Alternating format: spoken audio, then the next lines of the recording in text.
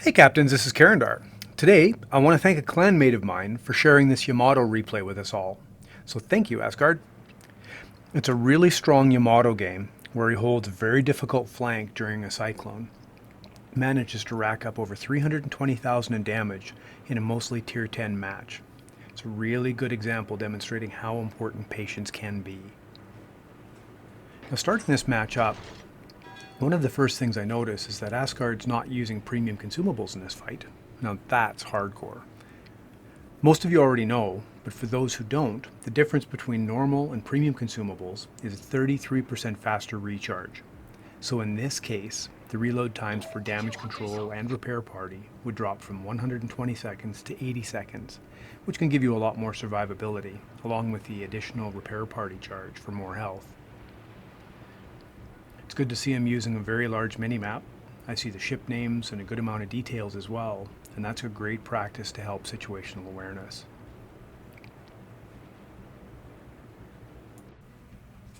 Now, one thing I see too much lately in the game is battleships staying way too far back early in the match.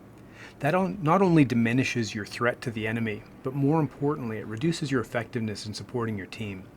So picking the right location, closer to the caps, is very important in the initial parts of the game. Some side advice in general for battleship captains. You have to look at the initial positioning on the map and how effective you can be.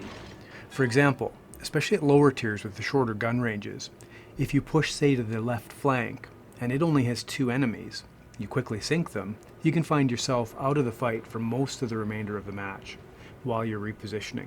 So beginning in a more central location on the map can be very wise in those situations and have more impact. Also, try avoiding going around those large islands you see on some of the maps on the edges of the A and the C cap. It'll keep you in the fight longer, helping your team rather than finding yourself stuck on the outside with no one to shoot at. Anyone who's played the Yamato or Musashi know how slow and sluggish they are, and they have a particularly vulnerable citadel. So angling well, picking your position, using islands really helps this battleship to survive. And in this match, we also note there's a cyclone coming, so everyone has to position for that also. Looks like Asgard's decided early to push against their left flank and use that big island at G2 for some extra cover, limiting any incoming fire.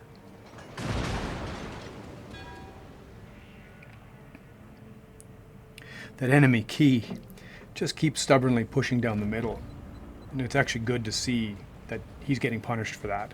Most captains would adjust their course after getting hit so hard and losing half his health, but he just keeps sailing straight in, without a care in the world.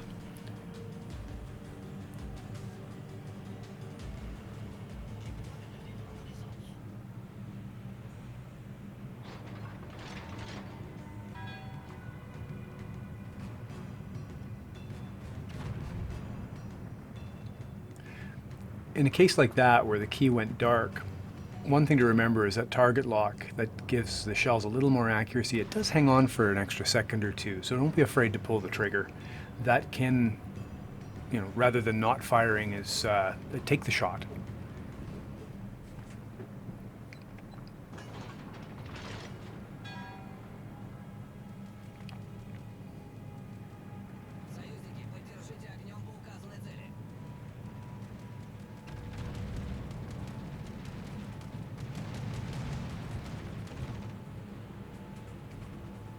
Looks like most of Asgard's left flank teammates recognize that the enemy's pushing pretty hard here. They've got the CV support, the enemy's camping on the islands, and Asgard's teammates are kind of holding back and just falling back slightly. It's better to hold a push than to push into them as well. You get focused by multiple enemies at the same time, you don't last long. Nice use of the M key there by Asgard.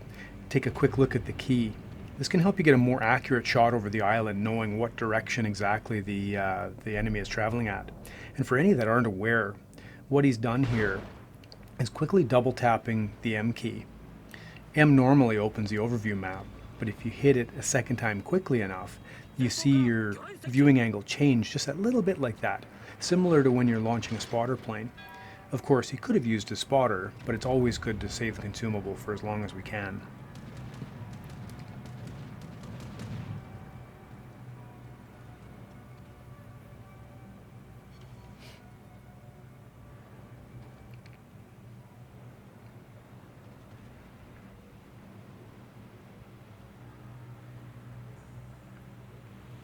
I don't know what's up with all the broadside targets, but a lot of people not very situationally aware on the enemy team.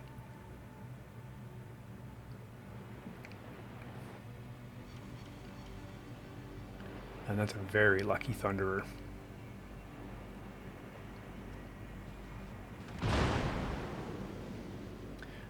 Now Asgard's team's actually in pretty good shape right now. With 2 caps, the enemy's only got 1. They have 2 kills up already, so they don't have to be aggressive at this point. This is a common mistake. People get overconfident, they're succeeding, and they start pushing, usually one at a time, and they just get melted down and killed. And in 2 or 3 minutes, all of a sudden, the advantage goes to a massive disadvantage.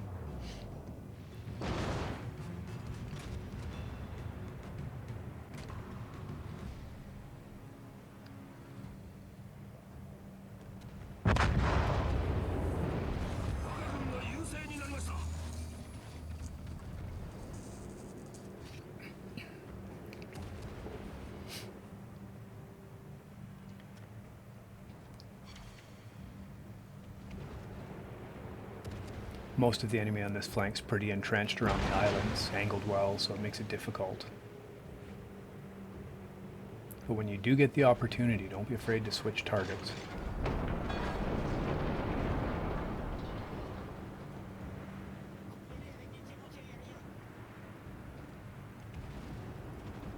The cyclone's cutting range now, so it looks like Asgard's starting to push forward a little bit more.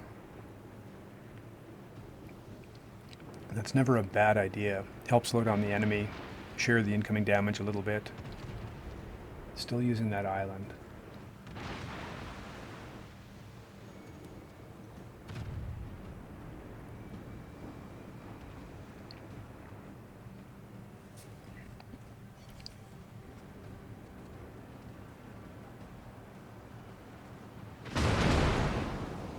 Oh, that Thunderer just keeps insisting on tempting fate.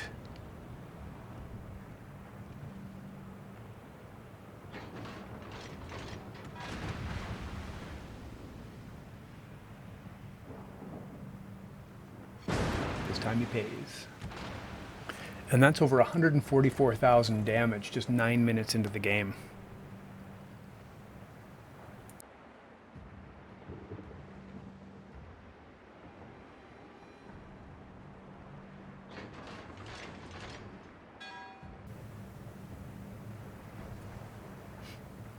Asgard's got to be cautious here.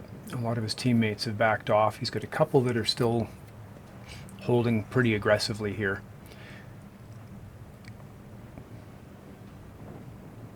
That enemy destroyer here is definitely an active threat.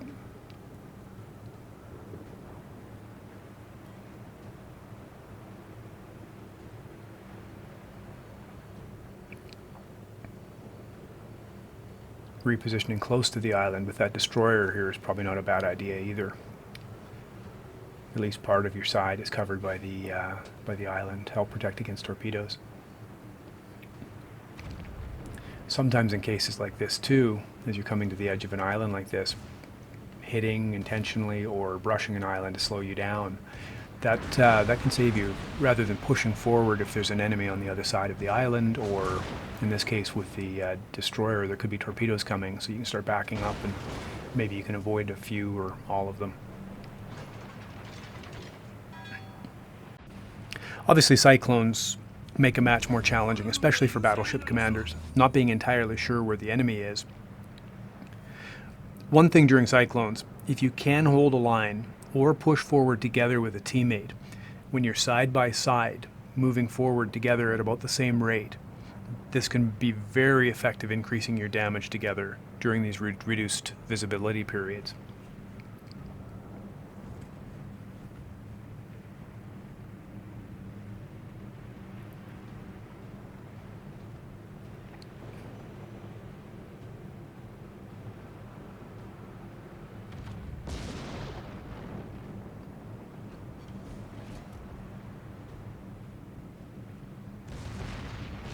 Watching that mini-map, very key. Staying very aware of your surrounding threats and knowing that he's got multiple enemies nearby. Asgard's patience around these islands, very important. Good job on his teammates and the carrier captain for the spotting that they're doing. Although the couple that were pushing A, I think that was needless. There was too many enemies around and they were punished. I think they lost their lives for no reason. They would have been better off holding back and just defending what they had at this point.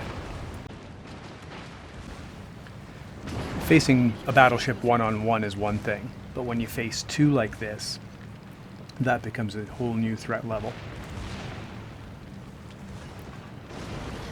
And the two here are splitting up, and this can become very dangerous, because if you push forward, one or both of these are going to have the opportunity to shoot into your citadel.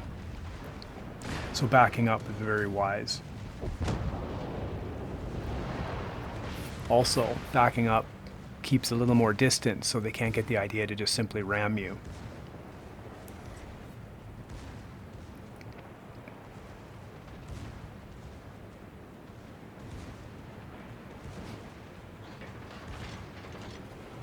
Choosing to take a little extra time here and then shooting at the softer bow armor rather than the slightly angled belt armor that might have just got bounces. Very good choice as well.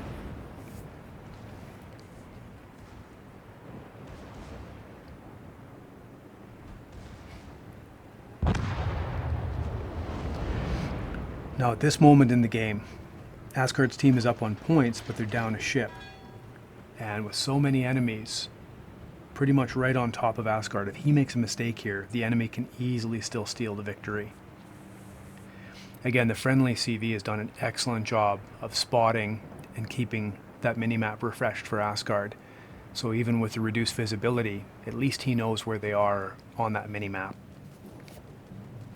And seeing that definitely helps him to understand if he's better served by sitting and holding or if he's able to push safely. And that patience just got rewarded with a high caliber. Well done. Now I consider any game that a person gets 100,000 damage pretty respectable game. That's a good game. 200,000? That's outstanding. And Asgard's already at 222,000 here. Not many ships in the game at this range can take on the Yamato pointing the bow. It's very difficult and easily punished. Angling is really important to have any chance at all. Facing another 2-on-1 situation here that's so much fun. Just backing up to buy himself a little more time. And damage now over 241,000. You don't want to give your citadel armor, your broadside to that Stalingrad either. Not at these ranges, that can be very painful.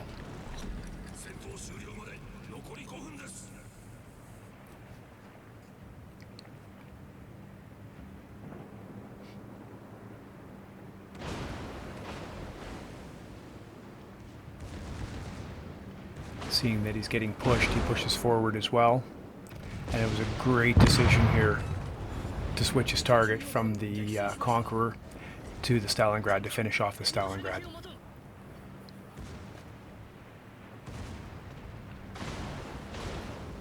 And 255,000 damage already.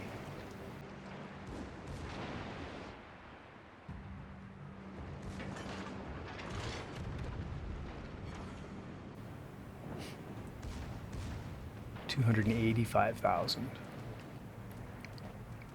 Again, just the power of these Yamato's guns, especially at these close ranges.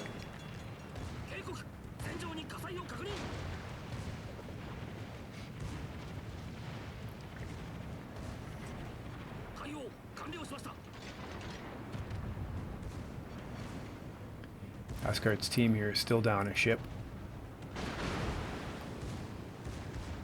2 caps each. Good focus by the ships that are left. They're down 2 ships. That helps. 297,000. That's unfortunate Asgard doesn't have more kills for the damage he's done. But it's better that the team gets the kills and have a chance to stay. Nice shot on the Wooster.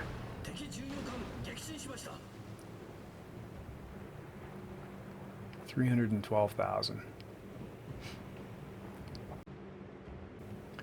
And now with a 200-point lead, 2 players left on each team, under 3 minutes remaining. We just have to focus on staying alive.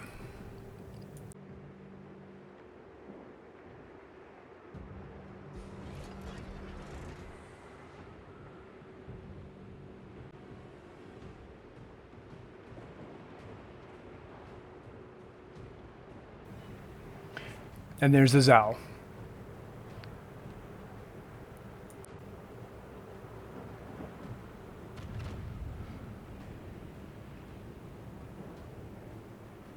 Oh, another great shot.